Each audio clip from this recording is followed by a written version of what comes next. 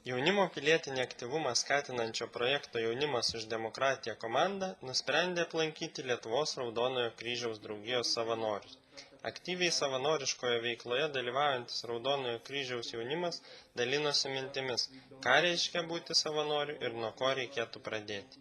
Į mūsų klausimus atsakinėjo jaunimo koordinatorius Vaidas Malachauskas ir savanorė Danguolė Jankauskaitė. Pirmiausia, paklausėme Vaido, kas yra Raudonasis kryžius.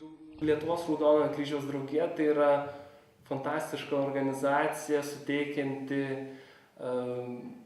galimybės kiekvienam jaunimiečiui, ne tik savanoriui, bet ir žmogui iš šalies, realizuoti save, realizuoti savo idėjas, atrasti save, tobulėti, galų gale susirasti naujų draugų, pažinti ne tik Lietuvą, bet ir visą pasaulį, sudalyvauti tarptautinėse konferencijose, projektuose įvairiausiuose, išmokti pažinti save ir susipažinti su kitais.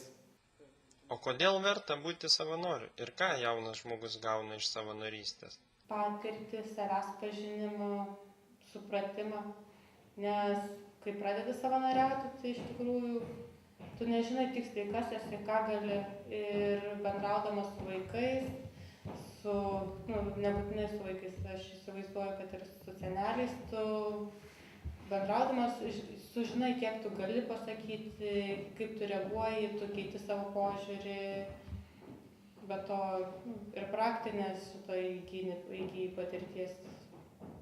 Aš daugiau gauni negu duodi iš tikrųjų.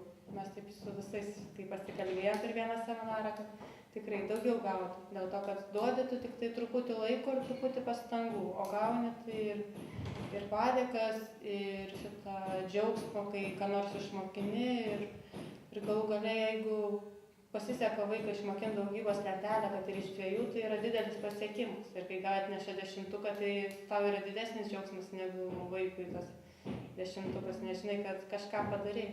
Sakykime, kartais net nepasako tau ačiū, bet tu matai, kad tikrai džiaugiasi ir kad tas dėkingumas iš vidaus eina toks.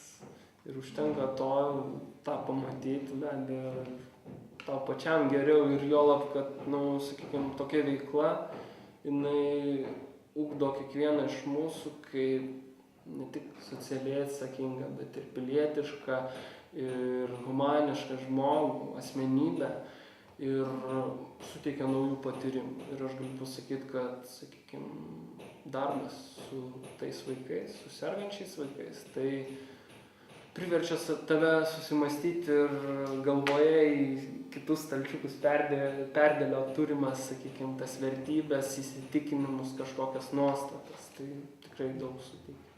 Tas yra nuostabu, kai nereikia jokių užmokesčio, šitą tu ateini, darai ir tu matai kito, kad kitas gali būti laimingas, kai tu šiek tiek pasistengi. Specialiai projektų Jaunimas už demokratiją Daumantas Stumbrys ir Artūras Kavaliauskas.